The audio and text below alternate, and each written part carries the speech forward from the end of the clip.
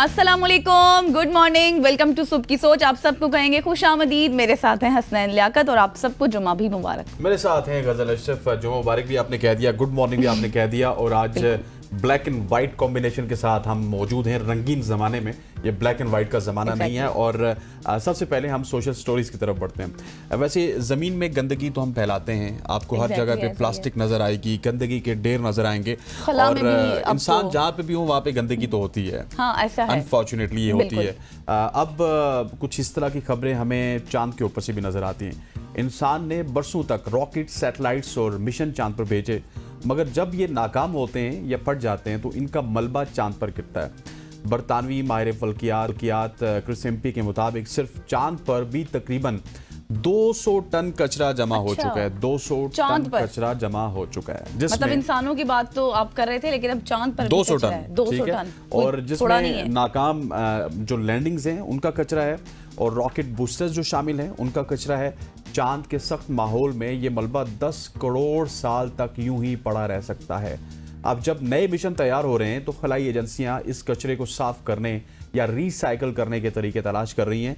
ज़मीन के साथ चांद की सूरत हाल भी निहायती तशवीशनाक हो चुकी है, और इससे हम यही अंदाज़ा लगा सकते हैं गज़ल के इंसान जहाँ पे भी जाते हैं माहौल कहीं ना कहीं पे उसके असरात छोड़ आते हैं, और मतलब गंदगी कहीं ना कहीं फैल जाती है। अब देखें ना कि जिस तरह से आपने बात की कि हम ज़मीन पर रहते हैं, इंसान रहते हैं, वहाँ गंदगी होती है, कचरा होता है, साफ़ कर लिया जाता है। लेकिन चांद पर जिस तरह कुछ लोग कम जाते हैं ना, कम मिकदार में जाते हैं उस तरह से, लेकिन जब जाते हैं तो वहाँ पर कचरा फैलाकर आ जाते हैं, तो ये जाहिर है फिर हमारा जो इन्वायरमेंट मुतासिर होता है वो इसी वजह से होता है।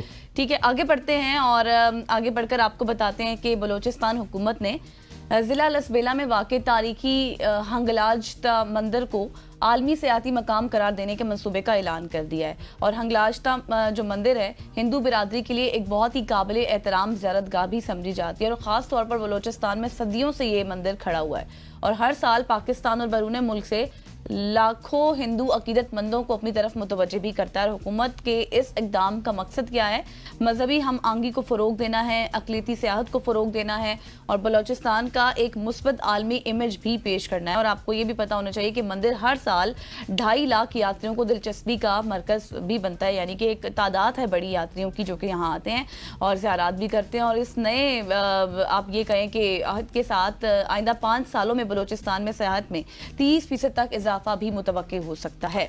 मजीद इसमें भी काम किया जा रहा है। बिल्कुल ऐसे ही। और हंगलाज माता मंदिर की बात की जाए तो ये हिंदू बरादरी के लिए, जैसे आपने बताया, बहुत ही मोतबर भी है, और गवर्नमेंट ये सोच रही है कि इंडिया के तो हम वीज़े खोल नहीं सकते, लेकिन जब ये आलमी सतह पे इसकी रिकग्निशन होगी तो पूरी दुनिया में बहुत ज़्यादा हिंदू मौजूद हैं जो कि डिफरेंट नेशनैलिटीज़ हैं उनके पास, सो वो यहाँ पे आ सकते हैं और यहाँ पे आके अपनी इबादत वगैरह कर सकते हैं। लेकिन पाकिस्तान ने कभी उस तरह से पाबंदी भी नहीं लगाई, पाबंदी नहीं लगाई, लेकिन हमारे कुछ हालात इस तरह के होते हैं कि इंडिया पाकिस्तान का वीज़ा लेना हमारे सिटीजन के लिए काफ़ी मुश्किल होता है। ख़वातीन व हज़रात, आगे बढ़ते हैं और आगे बढ़ते हुए आपको बताते हैं एलन मस्क को हो गया बड़ा नुकसान। एलन मस्क की कंपनी स्पेस एक्स की बात की जाए तो उसको उस वक्त शदीद दचका लगा जब स्टारशिप 36 मामूल के टेस्ट के दौरान टेक्सास में धमाके से तबाह हो गया। ताहम कानून नाफिज करने वाले इदारों का कहना है कि वाकई में कोई जानी नुकसान नहीं हुआ। एलन मस्क की कंपनी स्पेस एक्स के मुताबिक रॉकेट अपनी 10वीं फ्लाइट टेस्ट की तैयारी कर रहा था जब उसे स्टार बेस पर टेस्ट स्टैंड के दौरान एक बड़ी तकनीकी खराबी पेश आई, और कंपनी ने बताया कि टेस्ट के दौरान मकाम के इर्द गिर्द मुकम्मल हिफाजती इंतज़ामात होने के बावजूद और तमाम चीज़ें होने के बावजूद अमला तो महफूज रहा, लेकिन नुकसान हो गया। और पोस्ट में कहा गया कि करीबी आबादियों को कोई ख़तरा लायक नहीं है, और आवाम से गुजारिश है कि हिफाजती कार्रवाइयाँ मुकम्मल होने तक स्टार बेस के करीब जाने से गुरेज करें। सो एलन मस्क जहाँ पे बहुत ज़्यादा सोलो फ्लाइट्स ले रहे हैं, उनकी सोलो फ्लाइट्स की कहानी है। कभी कभार हमें ट्रम्प सुनाते हुए नजर आते हैं, और जब से उन्होंने एक्स लिया तो उसके बाद तो उन्होंने पैसे कमाना डबल कर दिया, लेकिन कहीं ना कहीं नुकसान भी हो रहा है। ऐसा ही है जिस तरह से आप बता रहे हैं कि टेक्सास में ये सारा कुछ काम हुआ है, लेकिन अब देखें कि मजीद क्या होता है। जहाँ पे आप कुछ आप कमा रहे होते हैं, बहुत अमीर भी हो रहे होते हैं, जब फिर नुकसानात हो तो फिर ज़ाहिर थोड़ा सा ध्यान भी रखना चाहिए हर चीज़ का। आगे बढ़ते हैं और आप खबर तो आपसे ये रिलेटेड है, आपकी फील्ड से रिलेटेड है, लेकिन मेरे हिस्से में है तो मैंने सोचा बता दूं, आगे मजीद एक्सप्लेन आप कर दीजिएगा। बाबर आजम को दहाई का अजीम तरीन खिलाड़ी करार दे दिया गया है, लेकिन किसने, ये मैं आपको बताऊं। जी बिल्कुल, आप ही बताएं। ऑस्ट्रेलिया के साबिक कप्तान एरन फिंच ने कौमी team middle order batter Babar Azam को दहाई का अजीम तरीन खिलाड़ी करार दे दिया। और एक इंटरव्यू के दौरान साबिक ऑस्ट्रेलियाई कप्तान एरन फिंच ने कहा है कि पाकिस्तानी खिलाड़ियों में इस वक्त सिर्फ और सिर्फ बाबर आजम से बड़ा कोई नाम नहीं है और इस वक्त वो दहाई के अजीम तरीन खिलाड़ी हैं और ये अजीम तरीन खिलाड़ी के तौर पर भी सामने आए हैं। उन्होंने कहा है कि बाबर आजम ने दुनिया भर में अपनी बेहतरीन परफॉर्मेंस का मुजाहरा करते हुए नाकदीन को बिल्कुल करारा जवाब दिया, लेकिन कब मुझे नहीं पता। हमारे शायकीन इन जैसे प्लेयर्स को ऑस्ट्रेलियाई सरजमीन खेलते दिखना चाहते हैं। और ये भी आपको पता हो कि बिग बैश लीग के दौरान एडिशन में बाबर आजम को प्लाटिनम कैटेगरी में मुंतखब किया गया था और कौमी टीम के साबिक कप्तान बाबर आजम को बिग बैश लीग BBL के फ्रेंचाइज सिडनी सिक्सर ने $4,20,000 यानी कि आप ये कहें कि पाकिस्तानी 11 करोड़ 88 लाख रुपयों से जायद बनता है, उसमें अपने स्क्वाड का हिस्सा भी बनाया है। अच्छा, बिल्कुल ऐसे ही है। गजल ने पूछा कि बाबर आजम कब अजीम खिलाड़ी थे, कब उन्होंने परफॉर्म किया। तो मसला ये है कि मैं बाबर आजम के हवाले से बहुत ज़्यादा बात करता हूँ, पूरे पाकिस्तान को पता है, पूरे पाकिस्तानी मीडिया को पता है, लेकिन बाबर आजम ने बड़ा अच्छा परफॉर्म भी किया। 2015 से लेकर अगर 2022 तक की बात की जाए तो बाबर आजम आपकी बैटिंग लाइनअप के बैकबोन थे। 2021 के वर्ल्ड कप के सेमीफाइनल में पहुंचना, 2022 के वर्ल्ड कप के फाइनल में पहुंचना, अनफॉर्चुनेटली फिनिशिंग लाइन क्रॉस नहीं कर सके। इसके अलावा अगर PSL में उनके रिकॉर्ड्स देखें वो भी बड़े बारी बरकम हैं। फिर अगर T20 क्रिकेट में देखें तो वो इस वक्त दुनियाई क्रिकेट में दूसरे नंबर पे, उनसे पहले रोहित शर्मा हैं जिन्होंने सबसे ज्यादा रन्स बनाए और दूसरे नंबर पे बाबर आजम है, तीसरे नंबर पे विराट कोहली। इसी तरह ODI की बात कीजिए तो ODI वर्ल्ड कप 2023 से पहले बाबर आजम की 60 की एवरेज थी। इसके अलावा अगर टेस्ट क्रिकेट की बात की जाए तो टेस्ट क्रिकेट में भी उनकी बड़ी हेल्दी एवरेज थी। सो ये डाउनफॉल जो उनका चल रहा है गजल, ये 2023 से ऑनवर्ड्स अभी तक आप देख लें तो 2-2.5 साल का डाउनफॉल है जो कि चल रहा है। लेकिन दुनिया जो तारीफ कर रही है वो उनके ओवरऑल रिकॉर्ड को देख के कर रही है। और जहां पे अगर इंडिया की बात की जाए तो रोहित और विराट की रिटायरमेंट के बाद क्योंकि T20 क्रिकेट और टेस्ट दोनों से वो रिटायर हो चुके हैं, ODI में वो भी देख रहे हैं कि शायद एक आध इवेंट वो और भी खेलें। जिस तरह बाबर पर तनकीद हो रही थी, मतलब जितने भी मैचेस में, अब थोड़ी सी उनको परफॉर्मेंस दिखानी चाहिए। वही मैं कह रहा हूं कि अभी 2 साल हो गए Babar Azam out of the form है, लेकिन हम ये बिल्कुल नहीं कह सकते। लंबा पीरियड है। लेकिन आप देखिए कि 8 साल की परफॉर्मेंस भी तो थी ना, 8 साल की पूरी मतलब परफॉर्मेंस थी। 8 साल की परफॉर्मेंस के बाद आप 2 साल कोई परफॉर्म नहीं करेंगे। 8 साल की परफॉर्मेंसेस की वजह से दुनिया उनको अजीम करार दे रही है। 2 साल की परफॉर्मेंसेस डाउनफॉल है, लेकिन दुनिया ने उनको ओवरऑल 10 साल में कंपेयर करना है। जब 10 साल में वो देखेंगे तो उनको डेफिनेटली बाबर आजम की सूरत में एक अजीम खिलाड़ी नजर आएगा। सो खवातीन, लेकिन असल में मसला ये है कि दुनिया को वही चीज नजर आती है जो गलत हो रही होती है, सही चीज के ऊपर कोई ध्यान नहीं देता। मसलन कि जब वो 8 साल में अच्छी परफॉर्मेंस दे रहे थे उस टाइम शायद इस तरह से बात नहीं हो रही थी। 2 साल की परफॉर्मेंस, तो रमीज हसन राजा साहब उनकी तारीफ करते थे। 2 साल की परफॉर्मेंस के ऊपर जिस तरह से उनको तनकीद हुई, शायद वो लोग 8 साल की परफॉर्मेंस को भूल गए। तारीफ भी बड़ी हुई है और लोग अभी तक नहीं भूल रहे। और अगर मैं आपको बताऊं कि लेट्स सपोज अगर पाकिस्तान की बात की तो पाकिस्तान में भी उनका बड़ा अच्छा फैन क्लब है जो कि अभी तक उनको नहीं भूल रहा। खवातीन वज़ात आगे बढ़ते हुए आपको बताते हैं दुनिया का सबसे महंगा कीबोर्ड कितने लाख रुपए का होगा। लाख रुपए की बात कर रहे हैं, कुछ पैसों का होगा, कुछ 100 में बात होगी। दुनिया का सबसे महंगा कीबोर्ड 28 लाख रुपए का है। अच्छा, क्या खासियत है ऐसे? चलो मैं आपको बताता हूँ इसमें क्या खासियत है। दुनिया के सबसे महंगे कीबोर्ड जिसकी कीमत तकरीबन $10,000 यानी कि पाकिस्तानी 27 लाख समथिंग है। अगर इसको पूरा राउंड अप कर लिया जाए तो ये 28 लाख है। ये कीबोर्ड गेमिंग कीबोर्ड का गोल्ड प्लेटेड वर्जन है। अच्छा, फिर कह सकते हैं हाँ, गोल्ड प्लेटेड है इसका एग्जैक्टली। और पूरा कीबोर्ड तकरीबन 24 कैरेट सोने में लिपटा हुआ है और इसकी बुनियादी धात एल्यूमिनियम से है। अच्छा। जिससे ये वजन में भारी होता है। महंगा होने के साथ साथ ये कीबोर्ड बड़ा नायाब है। इसके सिर्फ 6 खुसूसी नमूने बनाए गए हैं जिन्हें VIP तोहफे के तौर पर तैयार किया जाता है। इसमें 104 बटन हैं, RGB बैकलाइट, मीडिया कंट्रोलर्स और एक वॉल्यूम रोलर भी है। इससे बनाने में तकरीबन $25 खर्च हुए, जबकि मार्केट में इसकी कीमत $10,000 मुकर्रर की गई जो कि पाकिस्तानी 28 लाख बनती है। इसे इस्तेमाल करने वालों का दावा है कि इस पर लिखे हरूफ पढ़ना मुश्किल होता है क्योंकि गोल्ड प्लेटेड है। तलाई सतह पर लेबल वाजे नज़र नहीं आते, लेकिन जिससे इस्तेमाल के दौरान इसको मसला होता है। लेकिन उसके बावजूद भी 28 लाख की चीज़ आप रखेंगे 28 लाख की चीज़ है और फिर काम करने में भी मुश्किल हो रही है, तो फिर नहीं बनाए ऐसी। ज़ाहिर है काम तो नहीं हो रहा। जो शौकीन अफराद हैं, आई थिंक इसके कुछ 10 बनाए गए हैं टोटल वर्जन, तो कोई ना कोई शौकीन अफराद देखा देखी में इसको ले लेंगे। हाँ, सिर्फ देखा देखी में ही ले सकते हैं क्योंकि यूज तो नहीं हो सकता, क्योंकि यही तहकीकात सामने आई है। यहाँ पर हमारे 6 पीस है, बैग यू पार्डन। हाँ, 6 पीस, 10 नहीं। ओके, अब यहाँ पर ब्रेक ले लें फिर। ले लें, सोशल स्टोरीज तो हमारी खत्म हो गई हैं जी। ये सोचती उम्मीद करते हैं आपको पसंद आई होंगी। यहाँ पर लेंगे अब एक शॉर्ट सी ब्रेक और ब्रेक के बाद बात करेंगे कुछ अदालती मामलात पर। स्टे विद अस।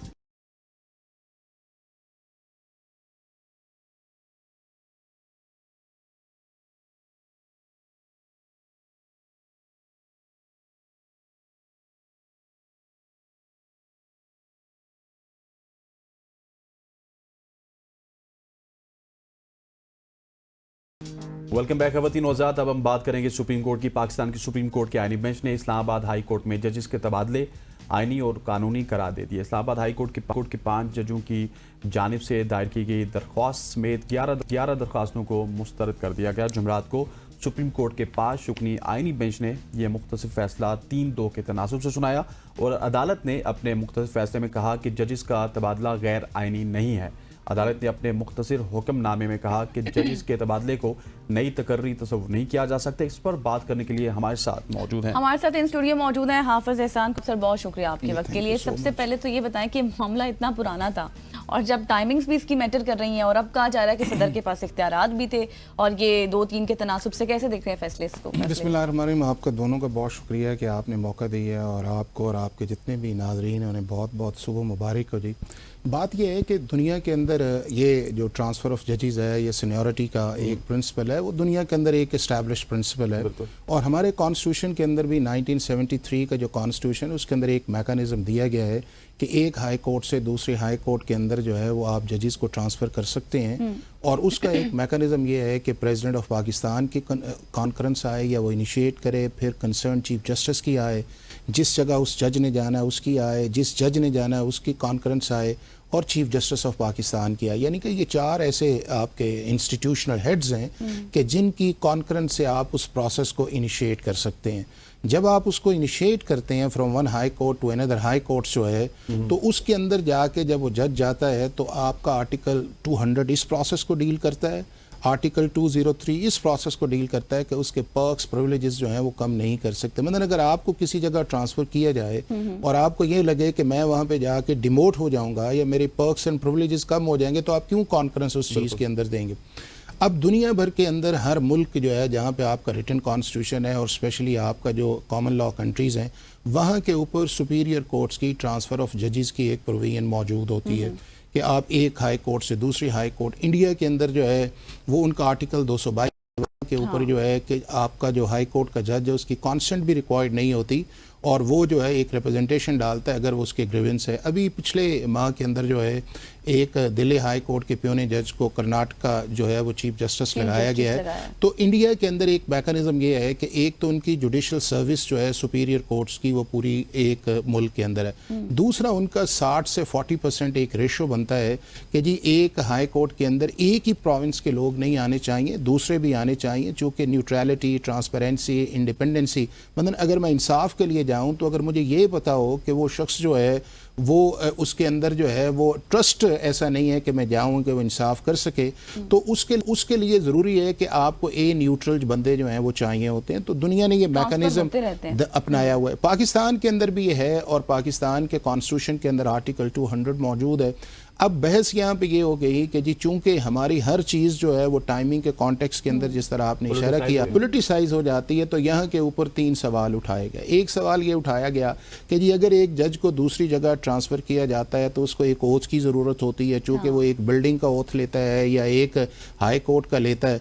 दुनिया भर के अंदर गज़ल किसी भी मुल्क के अंदर जो है अगर एक सुपीरियर कोर्ट के जज को दूसरी जगह ट्रांसफ़र किया जाता है तो सेकेंड ओथ का कोई कॉन्सेप्ट नहीं होता, चूँकि ये फ्रेश अपॉइंटमेंट नहीं होती। आपने कॉन्स्टिट्यूशन का ओथ लिया, उसके बाद आप कंफर्म हुए, आपने एक और ओथ लिया, आप चीफ जस्टिस बने, आपने एक और ओथ लिया, आप चीफ सुप्रीम कोर्ट में आपने एक और ओथ लिया, आप चीफ जस्टिस बने, यानी कि फ्रेश अपॉइंटमेंट के साथ जो है वो आपका एक ओथ होता है।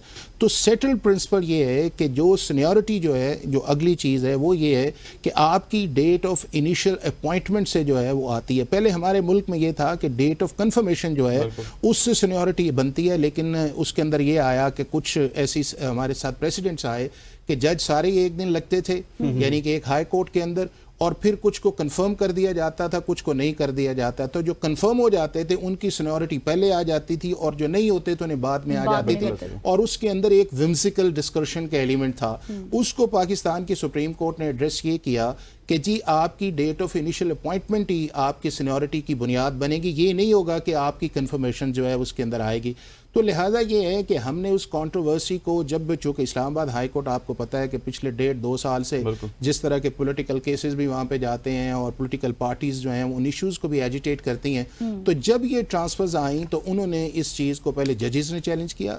ہاں یہ ہے کہ ان کے ایک لیجیٹیمیٹ ایکسپیکٹیشنز تھی کہ جی میں اس صوبے کا چیف جسٹس یا اس پروونس کا یا اسلام آباد ہائی کورٹ کا میں چیف جسٹس بنوں، بٹ یہ ہے کہ آپ کا کانسٹیٹیوشن اس معاملے میں بڑا واضح. دوسرا یہ کہا گیا کہ جی پریزیڈنٹ جو ہے وہ یہ کام کر نہیں سکتا، پریزیڈنٹ کا ایکٹ میلا فائڈی ہے. اب اگر پریزیڈنٹ کا ایکٹ سنگل ہینڈڈ ہوتا تو پھر سمجھ میں آ جاتی تھی. اگر چیف جسٹس بھی ہے، کنسرن چیف جسٹس بھی ہے، جہاں جانا ہے وہ بھی ہے، پاکستان کا وہ کنسرن جج ہے جس نے وہ جانا ہے، تو اس سے میلا فائڈے تو آ ہی نہیں سکتی. اور یہ ہو نہیں سکتا کہ 5 بندے جو ہیں انسٹیٹیوشن ایک ایکشن لیں اور آپ صرف حسین کو ٹارگٹ کر دیں کہ نہیں جی اس کا ایکشن غلط ہے. ایکشن تو وہ ساروں نے ایک کیا. پھر اگلی جو چیز ہے وہ یہ آئی کہ جی پھر سینیورٹی کس طرح ڈٹرمن آئے گی، آپ کو اوتھ لینا پڑے گا.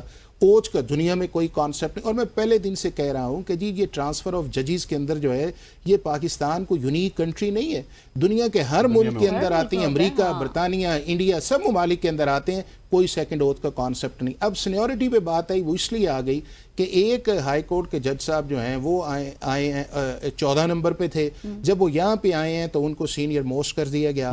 پھر جس چیف جسٹس نے سینیورٹی کو ڈٹرمن کیا ان کا بھی ایک کانٹروورسی اس چیز کے اندر آئی. اصل وہ اب جو 2 ججز اور آئے ہیں، ایک آئے ہیں جو بلوچستان ہائی کورٹ سے آئے ہیں یا سندھ ہائی کورٹ سے، ان کا ایشو نہیں ہے. اب یہاں پہ ایشو آیا. اب اگر کانسٹیٹیوشنلی یا لیگلی دیکھا جائے تو اگر کوئی ٹرانسفر ہو کے آتا ہے تو اس کا جو سینیورٹی کا وہ پروسیس جس دن اس نے کے اندر اپوائنٹمنٹ لی ہوئی ہے وہ کیری کرتا ہے. اور جب وہ کیری کرتا ہے تو آگے جب چونکہ ایک ایشو آیا ہوا ہے اس کے اندر وہ سینئر موسٹ بنا، اس کے بعد اسے ایکٹنگ چیف جسٹس بنایا گیا. اب یہ ہے کہ پھر اگلا کام پریزیڈنٹ نہیں کر سکتا، یہ جوڈیشل کرے. اب جوڈیشل کمیشن آپ کی فریش اپوائنٹمنٹس کرتا ہے یا جوڈیشل کمیشن جو ہے آپ کی ہائی کورٹ سے سپریم کورٹ ایلیویشن کرتا ہے.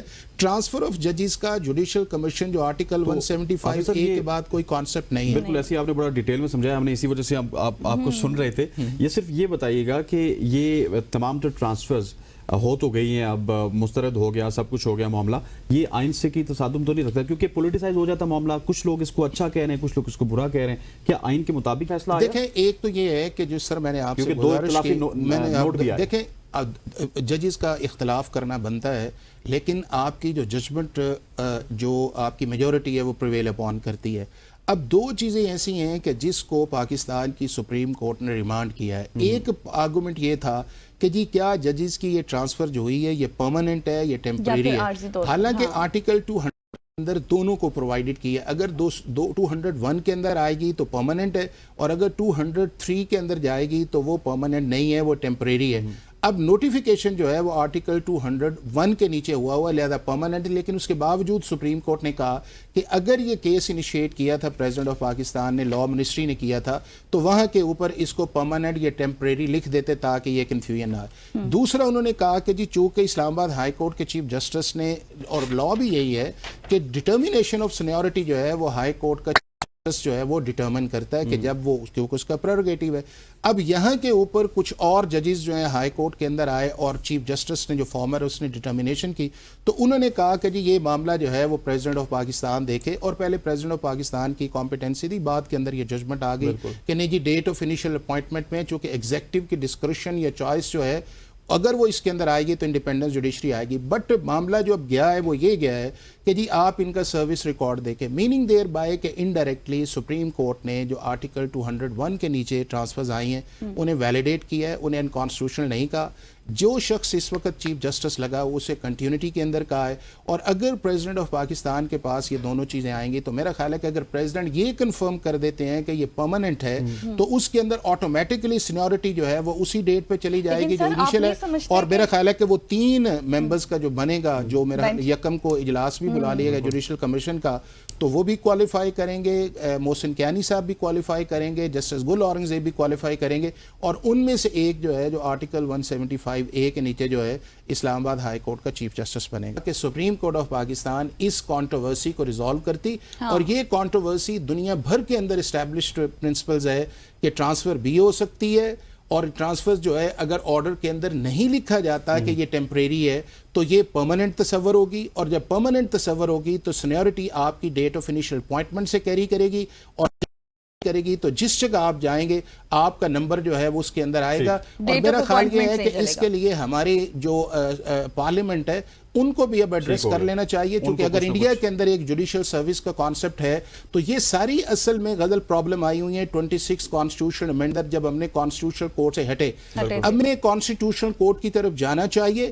تاکہ وہاں کے اوپر انڈیپینڈنٹ چیف جسٹس آئے، سینیورٹی کا ایشو نہ آئے، ٹرانسفر کے اس طرح کے میٹرز نہ آئے، کلیئر کٹ جورسڈکشن آئے، اور عام آدمی کو انصاف ملے جو 26ویں آئینی ترمیم کے بعد عام آدمی جو ہے وہ اسی طرح کھڑا ہوا ہے، اس کے سالہ سال سے کیسز یا آپ کی جو جوڈیشل ٹرسٹ ہے کورٹس کا وہ ریسٹور نہیں ہوتا۔ حافظ احسان کھوکھر صاحب ہمارے ساتھ موجود ہیں۔ Sir thank you so much for joining us. خواتین و حضرات یہاں پہ وقت ہو جاتا ہے ایک شارٹ سی کمرشل بریک کا، بریک لیتے ہیں، واپس آتے ہیں، اسٹے ود اس۔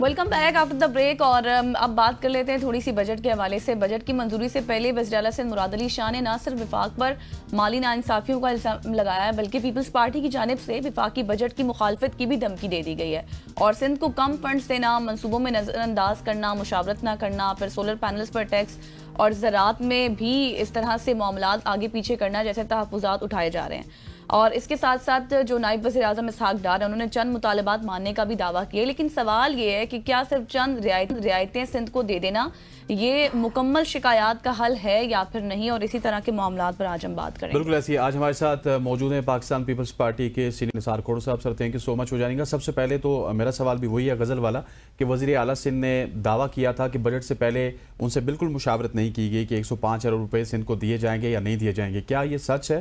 اور اگر ہاں تو پیپلز پارٹی اب کیا حکمت عملی بنا رہی ہے، کیا وہ بجٹ کی مخالفت کرے گی؟ دیکھیں بجٹ بنتا ہمیشہ مشاورت سے ہے، بالکل ٹھیک ہے جی جی۔ سارے جو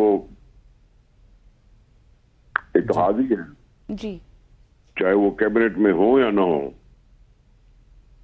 یہ ٹوٹل اسٹرینتھ بنتی ہے حکومت کی، جس کی وجہ سے وہ حکومت میں ہوتے ہیں۔ ایسے ہی ہے، ان کا آپس میں مشاورت نہ کرنا زیادتی تصور کیا جاتا ہے۔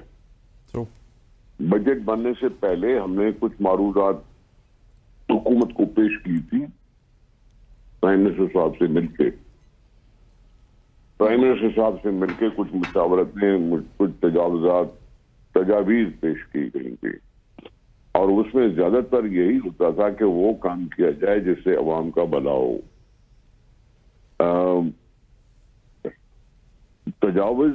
تجاویز جو ہیں وہ ہاں ڈیمانڈ بہت ہوتی ہے، چاہے وہ کوئی پروونشل بجٹ ہو یا مرکزی بجٹ ہو، بہت ہوتی ہے۔ ڈیمانڈ اور سپلائی کا مسئلہ ہوتا ہے۔ ہمیں تو پہلے اس پہ کچھ نہ کچھ اعتراض ضرور ہونا چاہیے کہ ہماری این ایف سی میں کٹوتی تو نہیں ہوئی جی، این ایف سی کے حصے میں اگر کٹوتی ہوئی ہے تو اس پر ہمیں احتجاج کرنا پڑے گا۔ این ایف سی ہوتی ہے ایف بی آر کے کلیکشنز پر، ایف بی آر اگر کلیکشن میں فیل ہوئی ہے تو پھر حکومت کی ذمہ داری بنتی ہے کہ ایف بی آر کو اور بہتر کرے، اور اس طرح سے ہماری جو کلیکشن کٹی بنتی ہے، وفاقی کٹی بنتی ہے، اس میں شیئر تو اپنی جگہ پہ ہے کہ 50% جی پنجاب کو، 25% سندھ کو، 12% کے پی کو، 12-10% بلوچستان کو، یہ فارمولا تو اپنی جگہ پہ ہے، لیکن کلیکشن میں کمی جو ہے وہ ایک قسم کی کمزوری ہے حکومت کی، ایف بی آر کی اور دوسرے اداروں کی جو کنٹریبیوٹ کرتے ہیں۔ ایک این ایف سی کو دیکھنا پڑنا چاہیے۔ دوسری بات کہ پیپل اورینٹڈ چیزیں کیا کیا ہیں۔ ہم نے اعتراض کیا کہ سولر پینلز پہ آپ نے 18% ڈیوٹی لگا دی، مہنگی کر دی۔ وابڈا جو ہے وہ اپنے فرائض انجام نہیں دے رہی، लोड शेडिंग की क्राय हर तरफ से है, 18-18 घंटे, 16-16 घंटे, और फिर लोग करने पे मजबूर हो जाते हैं कंपैरिजन करने पे कि दूसरे सूबों में इतनी लोड शेडिंग क्यों नहीं है और सिंध में इतनी लोड शेडिंग क्यों है। लेकिन इन सबका हमने अल्टरनेट ढूंढा कि जी अपना खर्चा करके सोलर प्लेट लेकर हमने वापडा का अल्टरनेट ढूंढ लिया। अब जो बहुत पॉपुलर हो रहा था, कमर्शियल यूज में आ रहा था सोलर, उसको अगर आपने महंगा कर दिया तो ये फिर ये नाजायज फायदा उठाया आपने कि जी लोगों से ज्यादा पैसा ऐंठा जाए। 18% आपने महंगा कर दिया सोलर प्लेट को। एक सोलर प्लेट जो 6-8 हजार में मिलती है उसको 9-10 हजार तक पहुंचाने की कोशिश जो की है वो मैं समझता हूँ आवाम के साथ ज्यादती है और उसको रिड्यूस या खत्म करना चाहिए। खत्म अगर ये नहीं के तो अखबार में ये बात आई तो है कि जी उसको 8% कम करके अब 10% तक पहुंचाया गया है।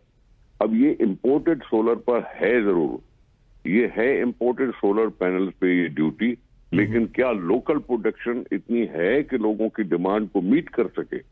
अगर लोकल प्रोडक्शन होती है तो वो उसके तादाद बताया जाए, उसकी कहाँ बनती है, मैन्युफैक्चरिंग कहाँ होती है, लोगों को एतमाद में लेना चाहिए कि जी हम लोकल अगर सोलर पैनल्स बना रहे हैं तो उनको इनकरेज करने के लिए हमने इंपोर्टेड पे ड्यूटी लगाई। लेकिन सर मसला ये है कि यहाँ पर आपके साथ, आपकी पार्टी के साथ भी मुशावरत नहीं की गई तो लोगों के साथ क्या उनको एतमाद में लिया जाएगा? और जिस तरह से आप ये कहना बड़ी अजीब बात है कि लोगों के साथ क्या, लोग अपनी अपनी तजावीज अपने अपने डिपार्टमेंट्स को देते रहते हैं, नुमाइंदे देते रहते हैं, और ये कोई बात नहीं है कि सारी कौम के साथ मुशावरत कैसे की होगी, उनके चुने हुए नुमाइंदों के थ्रू होती है ना मुशावरत। जी बिल्कुल, ये तो नहीं होती कि कौम के साथ मुशावरत की जा सके और वो 1 महीने के कलील अरसे में। मुशावरत तो होती जरूर पार्लियामेंट से, पार्लियामेंट में मेंबर होते हैं जो इलेक्टेड होते हैं अवाम के। जी जी सर, मैं बिल्कुल यही कह रही हूँ। आपकी इस बात से तो मैं शायद डिसएग्री करूं। नहीं, आप बिल्कुल ठीक कह रहे हैं, मेरा पॉइंट भी यही था, आपने सवाल पूरा नहीं सुना। सर मुझे ये बताइएगा कि पीपल्स पार्टी हमेशा मुश्किल वक्त में अपने इत्तेहादियों के साथ तो खड़ी रही है, लेकिन अब इस बजट के मामले पर भी जिस तरह से हम बातें सुन रहे हैं कि साथ नहीं दिया जाएगा, तो क्या अब फिर यही हतमी फैसला होगा आपकी पार्टी का? देखें, बात सुने, पाकिस्तान में भौंचाल जैसी कैफियत रही है। पाकिस्तान की इलेक्शन पर सवाल उठते रहते हैं, चाहे 2018 की इलेक्शन हो, चाहे 2013 की इलेक्शन हो या उससे पहले की इलेक्शन हो। ऐसे तो 1970 वाली इलेक्शन पे भी एतराजात उठते रहते हैं। अब इलेक्शन को ट्रांसपेरेंट बनाना इलेक्शन कमीशन का काम होता है, लेकिन अगर एतराज इलेक्शन पे भी हो और फिर जो भी नतीजा सामने आए तो हमें सबसे पहले तो ये देखना चाहिए कि जिसके लिए हम जीते और मरते रहते हैं वो जमहूरियत कैसे कायम होगी, वो पार्लियामेंट कैसे कायम होगी। जरूर कोalition से बनती है, कोalition में आना पड़ता है। अन्ना के अगर हवाले हो जाए, जिस तरह हमने इमरान खान को कहा आओ जी आपसे बात करते हैं, उन्होंने गालियां देनी शुरू कर दी।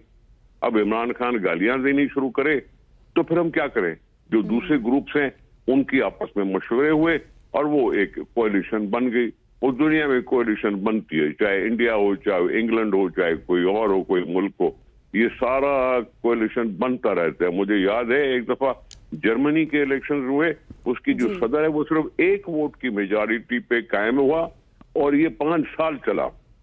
हमने वो माहौल चाहिए, वो माहौल बनाने के लिए पीपल्स पार्टी ने एक मुसब्बत काम किया, हुकूमत बनाने वालों का साथ दिया, लेकिन उनसे वजारतें नहीं मांगी। वजारतें न मांगकर उनको सपोर्ट किया कि जी जमहूरियत कायम रहे, पार्लियामेंट को कायम रहने दें, भौंचाल की कैफियत खत्म हो, यहाँ कुछ न कुछ इस्तेहकाम आए, दिमाग को इस्तेहकाम मिले, कुछ सेटल होने की बात हो।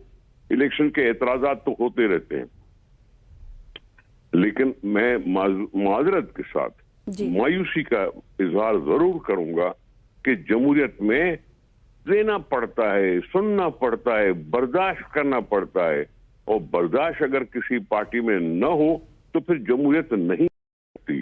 ये अदम बर्दाश्त के मुजाहरे पाकिस्तान में हुए। मैं अफसोस का इजहार कह रहा हूं कि इमरान खान की पार्टी ने वोट ऑफ नो कॉन्फिडेंस के बाद असेंबली से इस्तीफा दे दी। इस्तीफा देने के बाद फिर बाद में मिन्नतें समझते करते रहे कि जी हमारी इस्तीफा ठीक हो गया। वापस ले दो। सीनियर पाकिस्तान पीपल्स पार्टी निसार खोड़ साहब हमारे साथ मौजूद है। Sir thank you so much for joining us, got your point. खवातीन वक्त वो चाहते हैं एक न्यूज़ ब्रेक का, और न्यूज़ ब्रेक लेते हैं, वापस आते हैं। स्टे विद अस।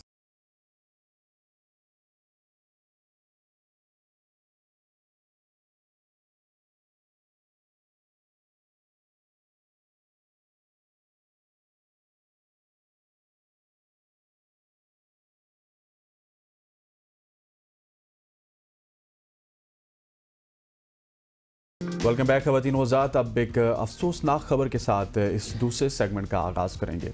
आप सबकी जानी पहचानी शख्सियत, हम इनको बचपन में पाकिस्तान टेलीविज़न पे देखा करते थे। अदाकारा आयशा खान जो कि 77 बरस की उम्र में इस दारे फ़ानी को कूच कर रही है, लेकिन जब अभी अगर हमारे पास खबरें आ रही हैं तो वो बड़ी अजीब और अंदोनाक खबरें हैं। उनकी एक दोस्त के मुताबिक वो काफ़ी अरसे से अलील थी, उनको पूछने वाला कोई नहीं था। और जो पुलिस ने तहकीकात की हैं, जब उनकी लाश मिली है पुलिस को, तो तकरीबन 5 से 6 दिन बाद उनकी लाश मिली है। और जो उनका 5 से 6 दिन पुरानी थी, और जो उनका फ्लैट था उससे बदबू आने पर उनके फ्लैट को तोड़ा गया और अंदर जाके देखा गया। अब यहाँ पे बहुत सारे सवालात पैदा होते हैं। क्या आयशा खान का कोई दोस्त नहीं था? क्या उनकी फैमिली में कोई नहीं था? क्या उनके पड़ोसी क्या कर रहे थे? पड़ोसियों को कम से कम पता तो करना चाहिए था। और क्या ये बीमारी की हालत में भी थी, क्योंकि आयशा खान का एक ज़माने में तोती बोलता था और उनकी बहुत बड़ी फैन फॉलोइंग थी।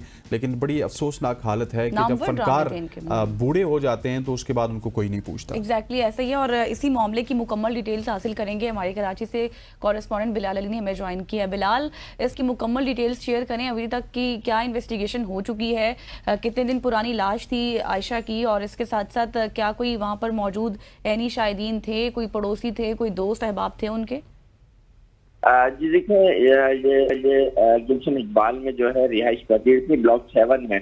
तो जब वहाँ से 3 से 4 रोज जब गुजर गए तो वहाँ से उनकी जो बॉडी थी उसमें से जो स्मेल आ रही थी, उसके बाद जो ने जो है वो पुलिस को बुलाया। पुलिस आई, पुलिस ने फिर वो ताला जो उनकी रिहायशी इमारत था जिसमें रह रही थी उसकी जो उसके ताला तोड़ा। उसके बाद वो घर में घुसी और एक अजीब सी स्मेल आ रही थी। ज़ाहिर है जो एक इंसान दुनिया से कूच कर जाता है उसके बाद उसकी जो बॉडी है वो स्मेल करने लग जाती है। पुलिस के मुताबिक 3 से 4 रोज जो है ये पुरानी जो बॉडी है, उसके बाद उसको अस्पताल इसको मुंतकिल किया है। मुंतकिल करने के बाद जब डॉक्टर बताया कि ये जो इनकी हालत है ये काफी सालों से जो है वो बीमार भी थी, और पुलिस के मुताबिक जो है इनकी जो एज है वो भी 75 से 76 साल बताई जा रही है, और काफी दिनों से बीमार थी। उसके बाद पुलिस ने इनको जिला अस्पताल मुंतकिल किया है। मुंतकिल होने के बाद पुलिस डॉक्टरों ने बताया कि जो इनकी मौत है ये तिब्बी मौत है, और ये कई सालों बीमार पड़ी थी। इलाका मकीनों से पूछा, इलाका मकीन ने बताया कि ये पहले तो घर से उतरती थी, उसके बाद जो है वो कई हफ्तों से उतरी नहीं। फिर इनके घर से जो है बदबू आना शुरू हुई। पुलिस ने इन्वेस्टिगेशन शुरू करी तो सारी चीजें मालूम आती हुई। कई जो सालों से बीमार थे उसके बाद ये इनकी जो इंतकाल हुआ है, इनके इंतकाल को भी 5 से 6 रोज गुजर गए थे, लेकिन कोई पूछने वाला नहीं था। और अच्छा बिलाल, ये बड़ा एक अनफॉर्चुनेट वाकया है। एक तो नेबर्स ने भी 5 दिन तक उनसे नहीं पूछा, फिर कोई फैमिली में कोई फैमिली नहीं थी आयशा खान की,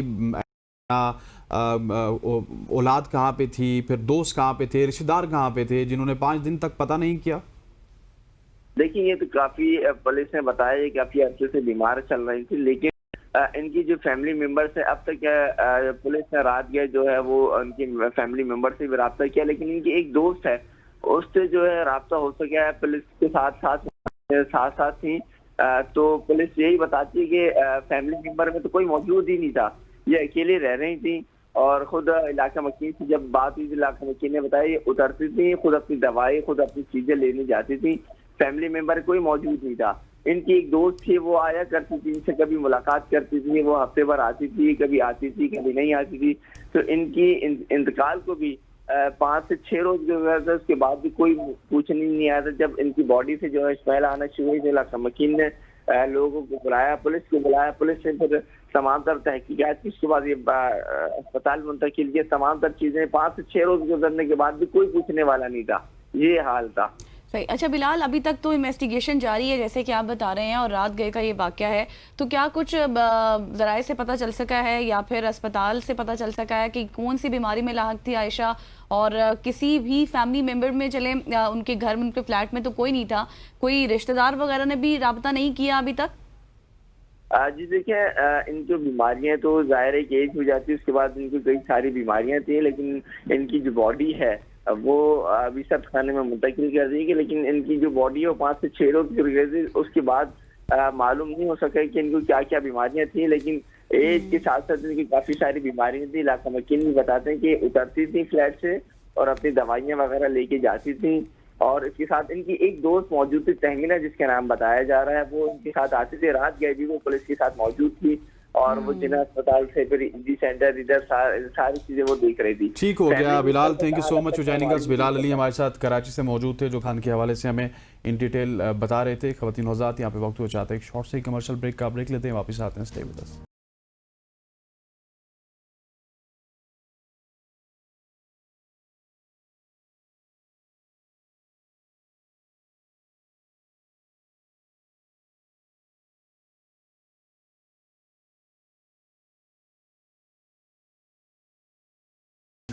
ویلکم بیک خواتین حضرات.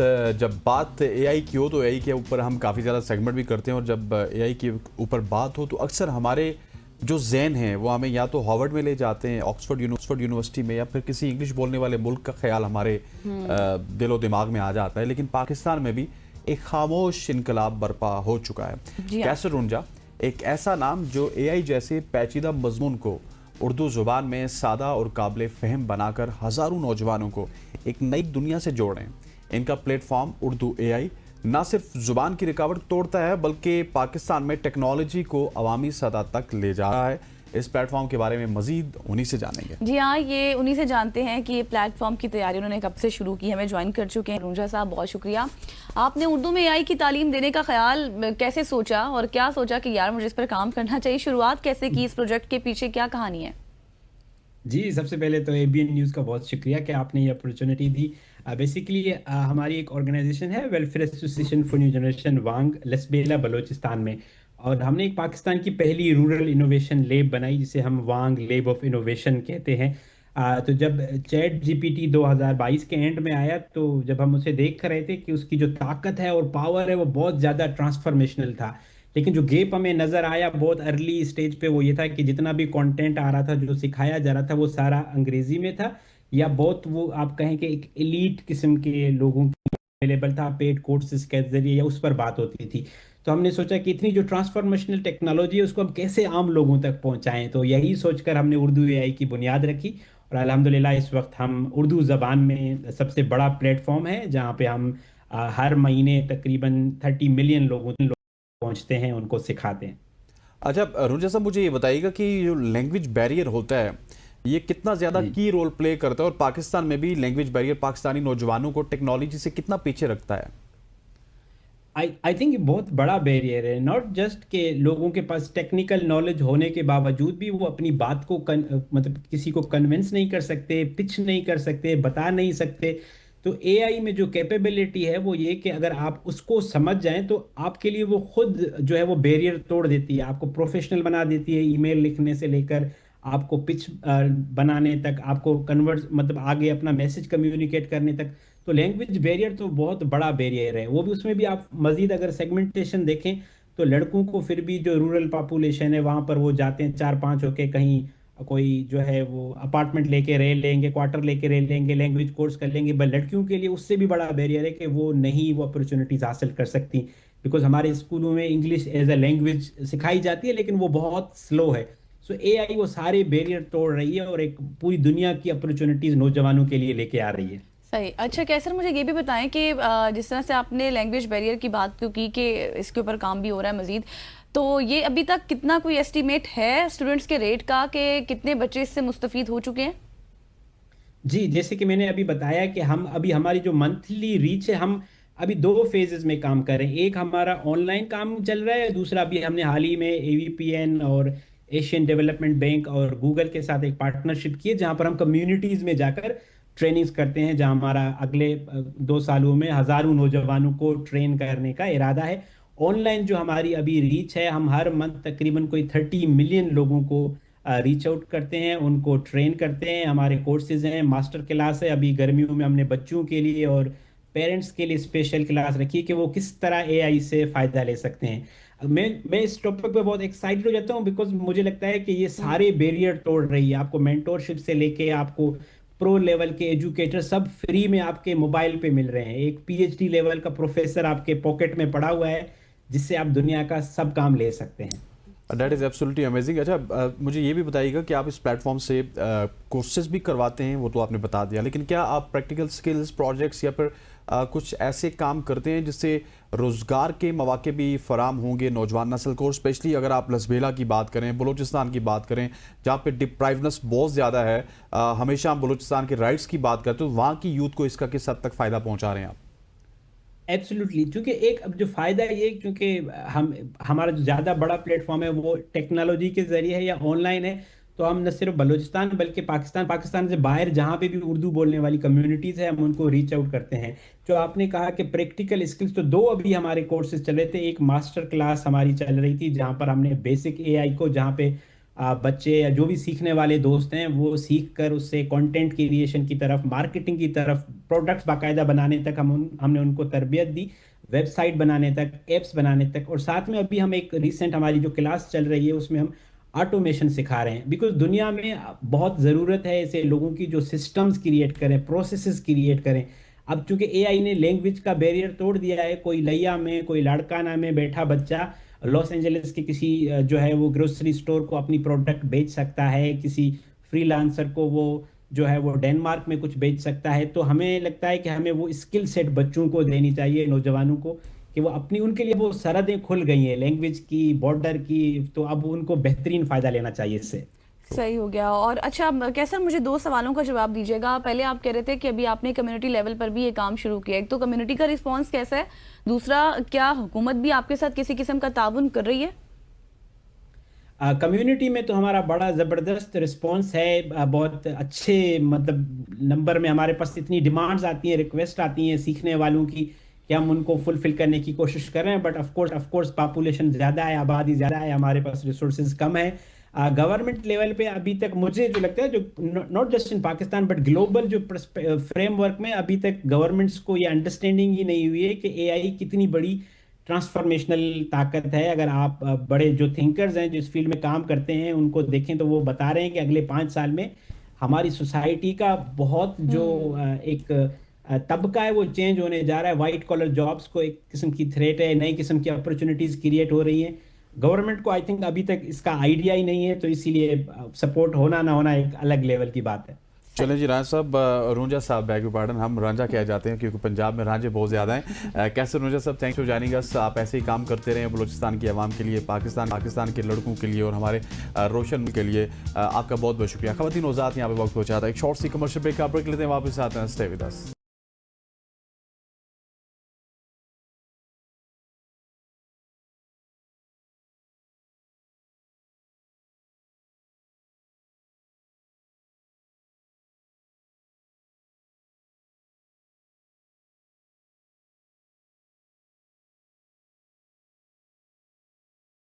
Welcome back after the break. اور اب کچھ بات کر لیتے ہیں ایران اور اسرائیل کے کنفلکٹ کے حوالے سے. اور محرم بھی قریب ہے، اور اس وقت جب اسرائیل اور امریکہ ایران کو براہ راست نشانہ بنانے کی بات کر رہے ہیں، ایران سے ایک پیغام سامنے آیا ہے جس میں ایران کے سپریم لیڈر آیت اللہ خامنائی نے امام حسین علیہ السلام کی روحانی تعلیمات کا حوالہ دیتے ہوئے کہا ہے کہ مسلمانوں نے ذلت پر عزت، شکست پر شہادت کو ترجیح دی ہے، اور کہا کہ یہی کربلا کا بھی پیغام ہے، یہی عاشورہ کا مطلب بھی ہے، اور اسی جذبے کے ساتھ ایران آج کی یہ جنگ بھی لڑ رہا ہے. اور کہا کہ دشمنوں ہمیں آزماؤ اور پھر اپنی تباہی بھی دیکھو. اور اس بیان پر ہی ہم آج گفتگو کریں گے. اور ہمارے ساتھ موجود ہیں جی بالکل ہمارے ساتھ موجود ہیں ملک پاکستان کے معروف عالم دین علامہ امین شہیدی sahib. Shahidi sahib, thank you so much for joining us. جزاک اللہ، آپ نے صبح کی سوچ میں ہمیں وقت دیا. سب سے پہلے تو میں حالیہ تنازع کے اوپر آپ سے بات کرنا چاہوں گا، اس کے بعد ہم عاشورہ کی طرف چلیں گے. اس وقت ایک کنفلکٹ کی صورتحال ہے، ایک طرف مسلم امہ ہے، ایک طرف یہودی لابی ہے، اور پہلی دفعہ دیکھا ہے کہ ایران کے ساتھ پاکستان بھی کافی توانا ہمیں نظر آ رہا ہے، اور پاکستان کی جو مذمت ہے وہ کافی توانا ہے، اور بھی محاذ پہ پاکستان ایران کا ساتھ دے رہے ہیں. اس سارے معاملے کو آپ کس طرح سے دیکھ رہے ہیں؟ بسم اللہ الرحمن الرحیم. میں آپ دونوں کا شکر گزار ہوں کہ اس موضوع پر آپ نے دعوت دی.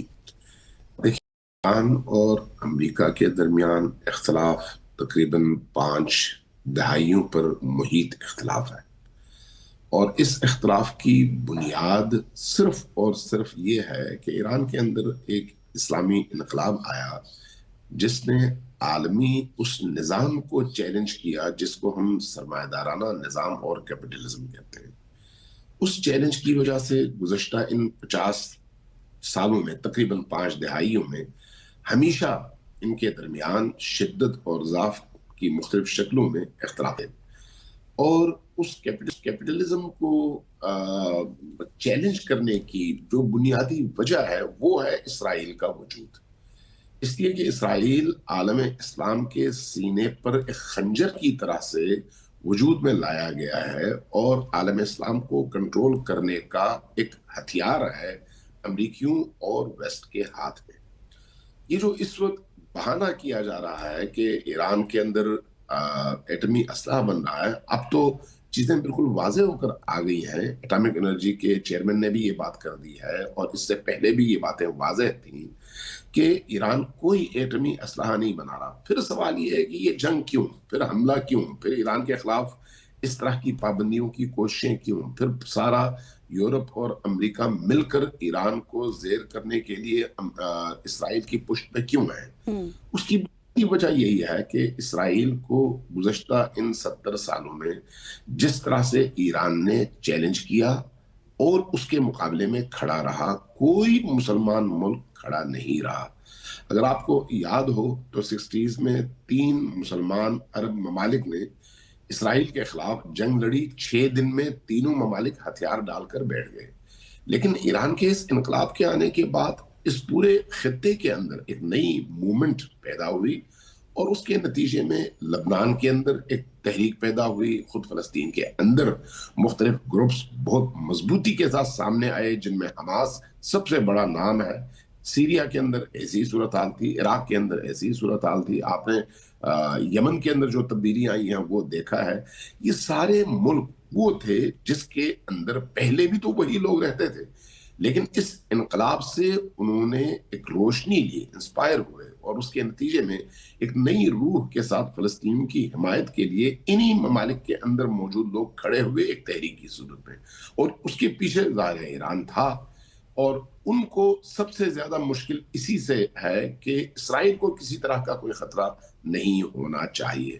تو اس وقت اسرائیل کی بقا اور اسرائیل کی فنا، یہ ایک ایسا موضوع ہے جو ایران اور امریکہ کے درمیان ایک بہت بڑے مسئلے کی صورت میں موجود ہے. یہی وجہ ہے کہ اگر آپ کو یاد ہو قاسم سلیمانی کو شہید کیا گیا، اس لیے کہ قاسم سلیمانی نے اس خطے کے اندر امریکیوں کے اس خواب کو شرمندہ تعبیر نہیں ہونے دیا، اور اسرائیل کے خواب کو، اس کے نتیجے میں اس پورے خطے کے اندر مسلمانوں کی ایک نئی فورس کھڑی ہو گئی.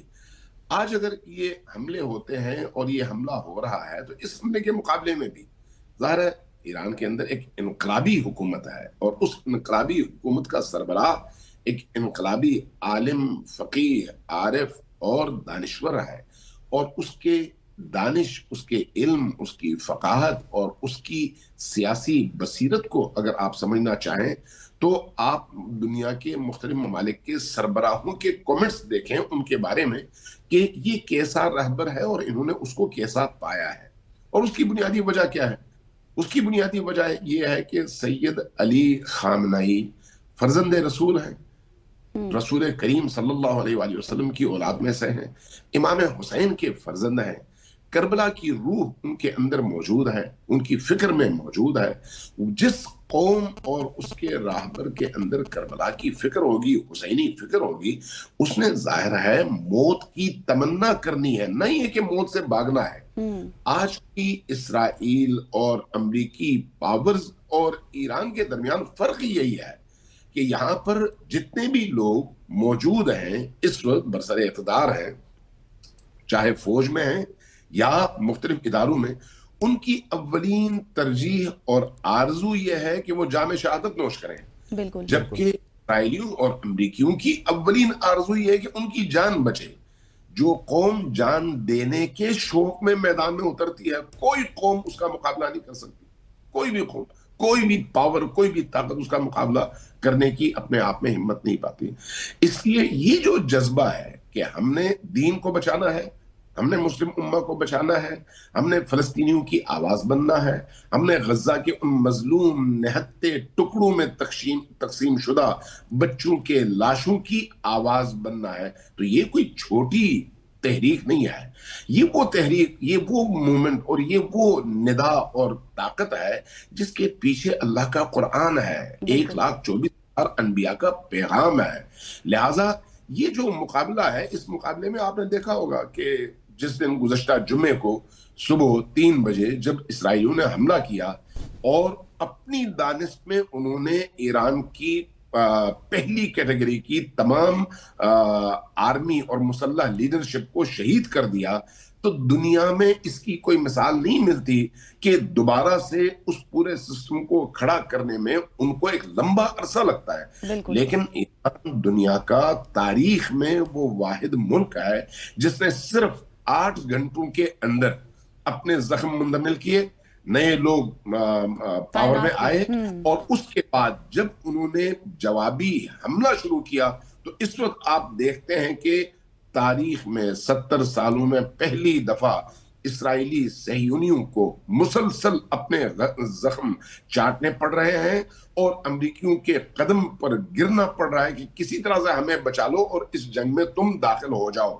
اور امریکی بھی اگر یہ سمجھتے کہ اس جنگ میں داخل ہونے سے ان کو کوئی سپورٹ مل سکتی ہے تو وہ داخل ہوتے, لیکن ان کو بھی پتا ہے کہ اگر وہ داخل ہوں گے تو اس خطے کے اندر امریکی جہاں جہاں بیسز اور جہاں جہاں مفادات ہیں وہ اس انقلابی حکومت اور ان کی فورسز کی زد پر ہے اس وقت, اور انہیں یہ معلوم ہے کہ وہ 12,000 کلومیٹر دور سے آ کر. بالکل علامہ صاحب آپ درست فرما رہے ہیں, لیکن مجھے ایک چیز بھی کلیئر کیجئے گا, آپ سمجھتے ہیں اسرائیل جس طرح سے اب کام کر رہا ہے وہی جو گریٹر اسرائیل کا نقشہ تھا اس کے مطابق ہی چل رہا ہے؟ ہم نے دیکھا فلسطین, غزہ, لبنان, شام, اور اب ہم دیکھ رہے ہیں ایران, اور اس کے بعد پھر بہت سے ایسے ممالک ہیں جو اس زد میں آئیں گے. یقینی طور پر ان کا خواب تو یہی ہے کہ مسلم علاقوں پر ان کا قبضہ ہو. ان کا خواب یہی ہے کہ نیل سے فرات تک ان کے قبضے میں ہو. ان کا خواب یہی ہے کہ وہ ترکمانستان تک ان کی سرحدیں پھیلیں. ان کا خواب یہی ہے کہ حتیٰ چائنیز جو ترکستان ہے وہاں تک ان کی حکومت ہو. اس لیے ان کے اگر آپ فوجیوں کے نقشے میں دیکھیں, ان کی وردی ہے, وردی کے بازو پر جو انہوں نے گریٹر اسرائیل کا نقشہ لگایا ہوا, ہر سپاہی کے کندھے پر اور اس کے بازو پر وہ نقشہ موجود ہے. ابھی بھی آپ نیٹ پر جا کر کسی اسرائیلی فوجی کے وردی کا وہ نقشہ دیکھ سکتے ہیں. تو اس میں آپ کو سعودیہ کا ایک بہت بڑا حصہ, عراق, اسی طرح سے کویت, ادھر سے مصر, ادھر سے اردن, یہ ساری سرزمینیں نظر آتی ہیں. یعنی یہ ایک خواب ہے, لیکن اس خواب کو شرمندگی تعبیر ہونے سے اگر اب تک کسی نے روکا ہے تو یہی مقاومتی بلاک ہے جس میں حزب اللہ ہے, حوثی ہیں, عراقی مجاہدین ہیں. آج ایران کھل کر سامنے آیا ہے, جبکہ اس سے پہلے ایران انہی مجاہدین کے ذریعے سے اس کا رستہ روک رہا تھا. اگر آپ ان مجاہدین کے آنے سے پہلے اور اس انقلاب اسلامی کے ظہور پذیر ہونے سے پہلے دیکھیں تو انہوں نے جولان کی پہاڑیوں پر قبضہ کیا, ترکی کے بعض حصوں پر, ادھر شام کے بعض حصوں پر قبضہ کیا, مصر کے ایک بڑے حصے پر قبضہ کیا, لبنان کے ایک بڑے حصے پر قبضہ کیا. لیکن جب انقلاب آنے کے بعد یہ فورسز وجود میں آئیں تو ان فورسز نے آہستہ آہستہ انہیں پیچھے دھکیلا اور انہیں محدود کیا. لیکن اس محدودیت کے نتیجے میں انہوں نے پھر خود فلسطین کے اندر جو فلسطینی تھے ان کی زمینوں پر قبضہ کیا, اور اس وقت آپ کو معلوم ہے کہ فلسطینی وہاں پر مہاجر ہیں اور غاصب اسرائیلی مالک بن بیٹھے ہیں. اب ایسی صورتحال میں ان کا وہ جو خواب ہے گریٹر اسرائیل کا, اس کی سرحدیں تو نہ جانے کہاں تک پہنچتی ہیں. بالکل. علامہ صاحب تھوڑی سی قطع کلامی کی معذرت چاہتا ہوں, کیونکہ گریٹر اسرائیل کے روٹ میں نا اس طرح سے ایران نہیں آتا, اس میں عراق آ جائے گا, اس میں جارڈن آ جائے گا, لیکن ایران نہیں آتا. سو ایران کے اوپر حملہ کرنا اس کی وجہ تو یہی यही है कि वो इस वक्त खित्ते में एक रेजिस्टेंस है, क्योंकि इराक को वो ख़त्म कर चुके, सीरिया को वो ख़त्म कर चुके, जॉर्डन को, लिबिया को, वो सब चीज़ों को, मतलब सब अरब ममालिक को ख़त्म कर चुके, लेबनान को ख़त्म कर चुके। लेकिन अब जिस टॉपिक के ऊपर, क्योंकि आखिरी हिस्से में हम बात करेंगे आशूरा के हवाले से भी, आखिरी वक्त भी चल रहा है, अब आगे आशूरा का वक्त भी करीब है, पूरी दुनिया से ज़ायरीन जाते हैं, एक बहुत बड़ा इज्तिमा होता है ईरान में, इराक में। अब इस जंगी सूरत हाल में जहाँ पे फ़िज़ाई हुदूद भी बंद है, तो सारी सूरत हाल को किस तरह देखने, एक बड़ी तशवीशनाक सूरत हाल है, क्योंकि 9वीं और 10वीं मुहर्रम को तो एक बहुत बड़ा मजमा इकट्ठा होता है ईरान और इराक में। मैं इस हवाले से आपके दोनों पहलुओं का जवाब दूंगा। पहले मुझे वो बात मुकम्मल कर लेने दें कि इसराइल के ग्रेटर नक्शे में ईरान शामिल नहीं है, लेकिन इसराइल की राह में इस वक्त दुनिया में सबसे बड़ी रुकावट ईरान है, और ईरान के बनाए हुए वो मुजाहिदीन हैं जो मुस्तकिल तौर पर, ईरान से पूछ कर नहीं, मुस्तकिल तौर पर अपने ईमानी जज्बे और कुरानी नजरिए के मुताबिक इस्लामी सरजमीनों का दिफा कर रहे हैं और इसराइल के उस तजावुज और बढ़ती हुई जारहियत को रोक रहे हैं। ये बात ज़हन में बिठा लें कि लबनान की हुकूमत के हवाले से आप चाहे कुछ भी कहें, लेकिन इस वक्त जो लबनान में सूरत हाल है वो लबनानी हिजबुल्लाह और हुकूमत आमने सामने है, इसलिए हिजबुल्लाह इस वक्त रुकी हुई है, वरना हिजबुल्लाह का खात्मा नहीं हुआ। हिजबुल्लाह को जैसे ही अपनी हुकूमत से इजाजत मिले और फुर्सत मिले, आप देखेंगे कि पहले की तरह से वो पूरी तरह से मैदान में है। इराक में फोर्सेस अभी मैदान में है, हाँ सीरिया हाथ से गया है, लेकिन उसके नतीजे में जो कुछ आपके सामने आया है, जो एक गिलाफ था वो उतर गया है, चेहरों पे जो नकाब था वो उतर गया है, और जोलानी के आने के बाद और अब तक की पॉलिसीज के नतीजे में ये साबित हो गया है कि असद की हुकूमत को रवाना करने और जोलानी को लाने का सेहरा भी इसराइल और अमेरिका के सर है, इसलिए कि जोलानी इस वक्त अमेरिकी और इसराइली नुमाइंदे के तौर पर खत्ते में काम कर रहा है। अब जहां तक बात है आशूर और चहलम के हवाले से, ये बात ज़हन में रखिएगा कि चहलम और आशूर इमाम हुसैन अलैहिस्सलाम का ही होता है दुनिया में इन अय्याम में, और इमाम हुसैन मुकाविमत का इस्तारा है, मुजाहिमत का इस्तारा है, शहादत का इस्तारा है, शुजाअत और बहादुरी का इस्तारा है। इसलिए गुज़श्ता सालों में भी सख्त तरीन हालात में करोड़ों लोगों ने अरबईन के मौके पर इराक में जमा होकर उस इस्तारे पर अपने ईमान का इजहार किया है। अब भी ऐसा ही है, इसलिए इस बात से बिल्कुल भी परेशान नहीं होना चाहिए। इसलिए कि अभी हमने अपनी आंखों के सामने ये देखा है, इसी एक हफ्ते के अंदर, यानी गुज़श्ता जुमे से आज तक, जहां जहां शहादतें हुई थी वहां पर लाखों लोगों ने आकर वो जो शहादत पाने वाले जवान थे उनकी नमाज में शिरकत किया है। अभी परसों तेहरान में एक बहुत बड़ा इज्तिमा हुआ है, क़ुम में बहुत बड़ा इज्तिमा हुआ है, जबकि उधर से बमबारी भी हो रही थी, उधर से मिसाइल भी आ रहे थे।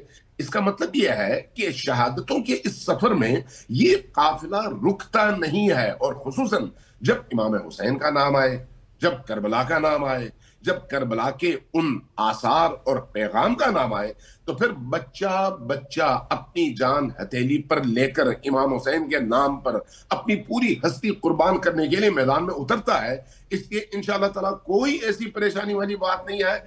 आशूरा भी उसी एहतमाम के साथ और गुज़श्ता की निस्बत, माजी की निस्बत बड़े एहतमाम के साथ मुनक़िद होगा, और आप देखेंगे और तारीख देखेगी। और अरबईन के हवाले से भी आप देखेंगे कि गुज़श्ता सालों की निस्बत इस साल बहुत बड़ी तादाद होगी, इसलिए कि जब दुश्मन का हमला होता है तो फिर वो जो सोए हुए लोग हैं वो भी उठकर साथ देने के लिए खड़े हो जाते हैं, और उसका अमली मुजाहिरा आप मुस्तकबिल में देखेंगे इंशाअल्लाह ताला। बिल्कुल अलामा साहब, आप ठीक फरमा रहे हैं। जिस तरह से इमाम हुसैन अलैहिस्सलाम की जो शहादत थी, फिर उस तरह से उन्होंने बताया कि इस्लाम को जो दरपेश ख़तरात हैं, इसी तरह से इस यहूदियत का, इसी जिस तरह से सहूनी रियासत है, इनका मुकाबला भी किया जा सकता है। लास्टली मुझे ये भी बताइएगा अलामा साहब, अब जो आयतुल्लाह ख़ामेनी के हवाले से भी पैगामात आ रहे हैं, उनको कत्ल करने की धमकियाँ भी दी जा रही हैं, और सुप्रीम लीडर ने वाज़ेह पैगाम दे दिया है कि अब ऐसा बिल्कुल नहीं होगा, आओ और दिखाओ और फिर हमारा भी आगे से जवाब सुनो। आप समझते हैं कि ये एक भरपूर जवाब है अज़्म और हौसले के साथ? देखिए, इस तरह की धमकियां आप अगर उसका पस मंजर देखें ना, G7 के ममालिक का इजलास था और वहां पर इसराइली उनके कदमों पे गिर रहे थे कि हमें बचाओ और हमारा साथ दो। اور جب ایرانی میزائلز کا مقابلہ حیفا میں، تل ابیب میں، باقی علاقوں میں نہیں کیا جا سکا اور ان کے ڈیفنس سسٹم فیل ہو گئے اور ان کی بلند و بانگ عمارتیں منہدم ہونے لگیں اور 50% عوام اس وقت آپ چیک کر لیں 50% اسرائیلی عوام اسرائیل چھوڑ کر فوراً بھاگنے کے چکر میں ہے اور اسرائیلیوں نے پابندی لگا دیا ہے کہ کوئی ملک چھوڑ کر نہیں جا سکتا، تو اب ایک ایسی ایمرجنسی کی صورتحال میں ٹرمپ کو فوراً بھاگ کر آنا پڑا امریکہ۔